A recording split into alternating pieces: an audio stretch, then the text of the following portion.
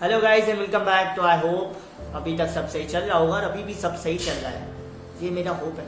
वैसे सब सही चल ही रहा होगा। तो आइए स्टार्ट करते हैं हमारा न्यू चैप्टर जिसका नाम है globalization and the Indian economy. सबसे पहले आप सभी को हेलो, नमस्कार, अस्सलाम वालेकुम, सत श्री अकाल, जो भी आपको चलता है। तो स्टार्ट करते हैं हमारा न्यू चैप्टर जिसका नाम है globalization and the Indian economy. इस चैप्टर को हम एक अलग तरीके से पढ़ने वाले हैं। अब वो अलग तरीका कौन सा है?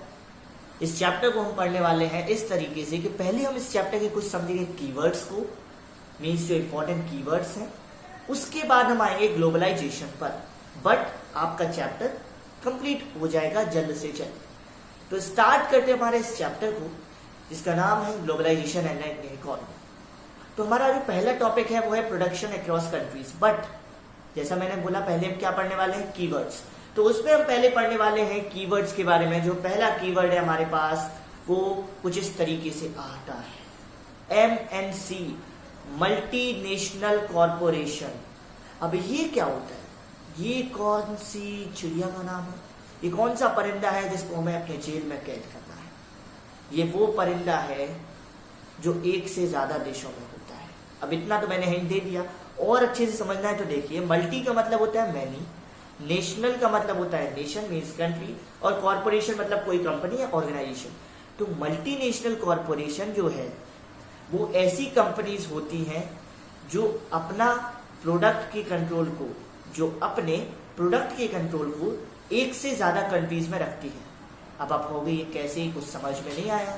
तो समझने के लिए सपोज करिए एप्पल का आईफोन है। एप्पल का आईफोन इंडिया में भी बिकता है, अमेरिका में भी, श्रीलंका में भी, मलेशिया में भी। अब एप्पल कंपनी तो एक ही है, बट उसका जो प्रोडक्ट है आईफोन, उसका कंट्रोल कहाँ कहाँ पर है? इंडिया में भी, श्रीलंका में भी, अफ्रीका में भी, मलेशिया में भी, श्रीलंका, अलग अलग जगह पर, मीन्स एक से ज्यादा कंट्री में।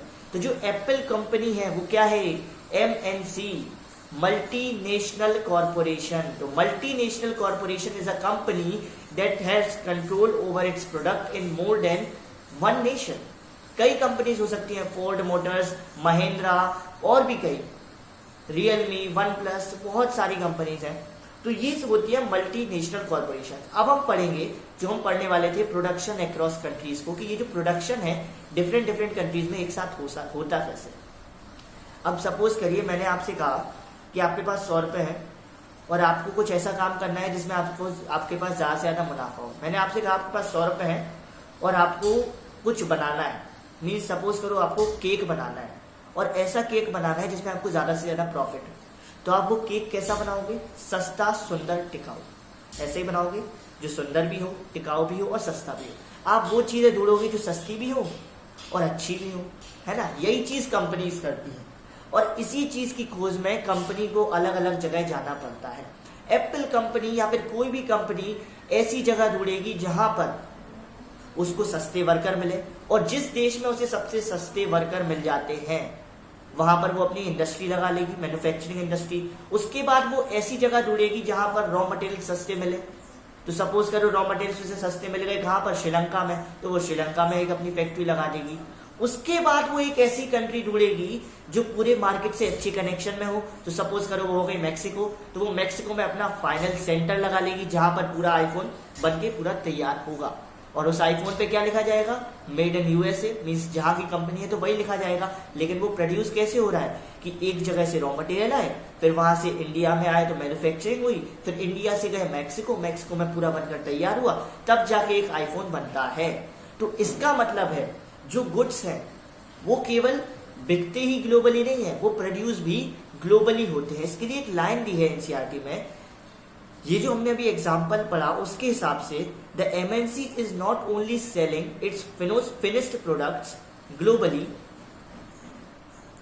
इस एग्जाम्पल में the MNC is not only selling its finished product globally but more important the goods and services are produced globally. इसका मतलब है जो MNC है, मल्टीनेशनल कॉर्पोरेशन, वो केवल अपने गुड्स को बेच नहीं रही है ग्लोबली, प्रोड्यूस भी वो ग्लोबली कर रही है कि एक जगह से रॉ मटेरियल, एक जगह से मैन्युफैक्चर, एक जगह जाकर फिनिशिंग, और एक जगह और अलग अलग देशों में बिक गया, तो मीन्स प्रोड्यूस भी ग्लोबली हुआ। तो ये टॉपिक हमारा खत्म होता है प्रोडक्शन अक्रॉस कंट्रीज। स्टार्ट करते हैं हमारे न्यू टॉपिक को जिसका नाम है इंटरलिंकिंग प्रोडक्शन अक्रॉस कंट्रीज। अब इंटरलिंकिंग प्रोडक्शन अक्रॉस कंट्रीज, हमने ये तो पढ़ लिया प्रोडक्शन अक्रॉस कंट्रीज होता क्या है। अब उसमें एक नया वर्ड जुड़ गया इंटरलिंकिंग। तो ये इंटरलिंकिंग का क्या मतलब है? इंटरलिंकिंग मतलब है ये जो प्रोडक्शन हो रहा है अक्रॉस कंट्रीज, अलग अलग कंट्रीज में, उसको एक दूसरे से कैसे जुड़ा हुआ है, जो हम समझ चुके हैं अभी पहले ही, लेकिन एक बार बस आपको समझा दो। इंटरलिंकिंग प्रोडक्शन अक्रॉस कंट्रीज, उसके पहले हम एक इंपॉर्टेंट टर्म पढ़ने वाले हैं, वो है हमारा इन्वेस्टमेंट, पैसा। कोई भी मनी जो किसी भी एसेट को बाय करने के लिए, मीन्स खरीदने के लिए लगाई जाए इस होप के साथ कि वो फ्यूचर में उन्हें प्रॉफिट देगी, वो कहलाती है इन्वेस्टमेंट। सपोज करिए मैंने इस पर मनी लगाई इस होप के साथ कि मैं इसके साथ अपनी कॉपी पर लिखूंगा और ये मुझे अच्छी राइटिंग देगा, तो इसमें कहीं ना कहीं मेरा प्रॉफिट है और इन्वेस्टमेंट भी है। सपोज करिए मैंने ये जो फोन है जिस पर मैं शूट कर रहा हूँ उस पर मैंने मनी लगाई, तो मेरे लिए ये एसेट है, इस पर मैंने मनी लगाई किस होप के साथ कि फ्यूचर में जब मैं इससे वीडियो बनाऊंगा तो मेरी वीडियोस पसंद आएगी, लोग लाइक एंड शेयर करेंगे और उसके बाद मुझे प्रॉफिट होगा, तो ये एक इन्वेस्टमेंट है। तो आई थिंक इन्वेस्टमेंट का मतलब आप समझ गए कि एनी मनी, कोई भी मनी जो हम लगाते हैं किसी भी एसेट को खरीदने के लिए, जैसे कि लैंड हो गया, बिल्डिंग हो गया, इक्विपमेंट्स हो गए, किसी भी चीज को खरीदने के लिए इस होप के साथ कि वो फ्यूचर में हमें प्रॉफिट देगी, वो कहलाती है हमारी इन्वेस्टमेंट। अब एक और टर्म आया है एनसीईआरटी में, फॉरेन इन्वेस्टमेंट। फॉरेन इन्वेस्टमेंट का मतलब ये नहीं है जो हम लोग हिंदी में पढ़ते हैं फॉरेन, हाँ ठीक है जल्दी जल्दी इन्वेस्टमेंट कर दो, ये नहीं होता। फॉरेन इन्वेस्टमेंट का मतलब है FOREIGN, मीन्स जब कोई विदेश से आकर इन्वेस्टमेंट करे उस इन्वेस्टमेंट को हम कहते हैं फॉरेन इन्वेस्टमेंट। जब कोई फॉरेनर्स आकर इन्वेस्टमेंट करें, कोई फॉरेन कंपनी आकर इन्वेस्ट करे, उसे हम कहते हैं फॉरेन इन्वेस्टमेंट। तो आई होप ये टॉपिक क्लियर हो गया होगा। अब समझते हैं इंटरलिंक कैसे हो जाते हैं। इंटरलिंकिंग प्रोडक्शन अक्रॉस कंट्रीज में होता क्या है। अब सपोज करो कोई एक बहुत बड़ी कंपनी है, वो इंडिया आई।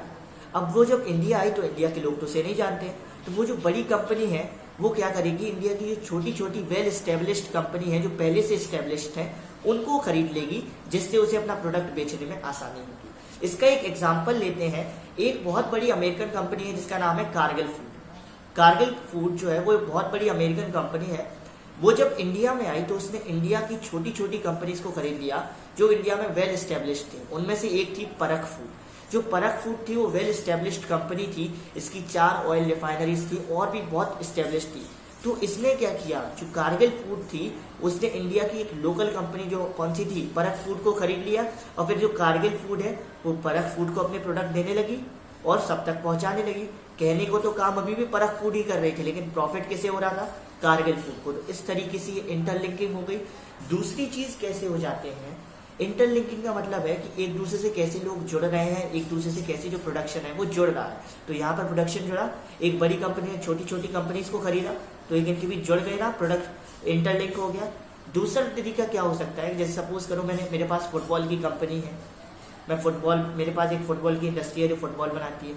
तो दूसरा तरीका ये है कि जब मैं किसी देश में फुटबॉल बेचने जाऊं तो मैं वहां के छोटे छोटे वर्कर्स को खरीद लूं, मीन्स छोटे छोटे वर्कर्स को हायर कर लूं एक गांव के, विलेज के, और उनसे कहूं फुटबॉल बनाओ। तो इस तरीके से मेरे और उन विलेजर्स के बीच में एक जुड़ाव होगा, एक इंटरलिंक होगा।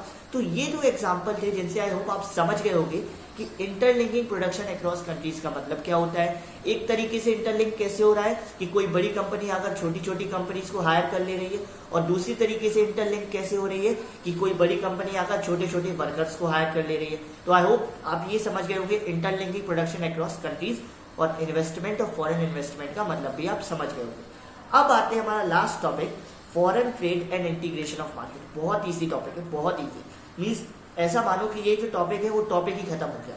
मैंने टॉपिक का नाम पढ़ा और टॉपिक खत्म, foreign trade and integration of market. अब आपके सामने मैंने 5 देश बोले, कोई भी ABCDE।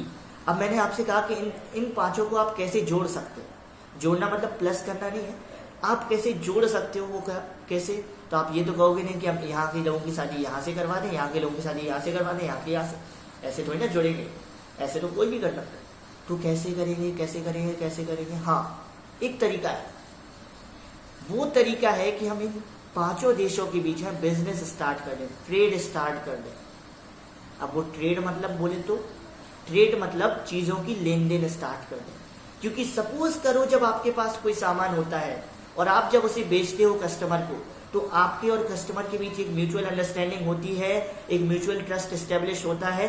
उसी तरीके से जब फॉरेन ट्रेड होती है, मींस फॉरेन ट्रेड मतलब जो विदेशी और हमारे देश के बीच जो आपस में लेन देन होती है, ट्रेड होती है, जब वो होता है तो उसी तरीके से दो देशों के बीच में एक mutual trust, mutual understanding establish होती है, जिसकी वजह से मार्केट में इंटीग्रेशन होता है, एक इंटीग्रिटी की फीलिंग आती है, पूरे वर्ल्ड मार्केट में एक इंटीग्रिटी की फीलिंग आती है। और इसमें होता क्या है, जो बेस्ट क्वालिटी प्रोडक्ट है वो कस्टमर्स तक पहुंचता है। तो आई होप आप ये तीनों टॉपिक आप समझ गए होंगे। मिलते हैं हमारे नेक्स्ट पार्ट में, तब तक के लिए नमस्कार, सत श्री अकाल, वालेकुम अस्सलाम। मिलते हैं हमारे नेक्स्ट वीडियो में। अस्सलाम वालेकुम मैंने पहले बोला था, तो वालेकुम अस्सलाम। मिलते हैं हमारे नेक्स्ट वीडियो में, जिसमें हम पढ़ने वाले हैं हमारे मेन ग्लोबलाइजेशन के बारे में। तब तक के लिए stay home, stay safe and stay connected to us. Like and share the video. Good bye.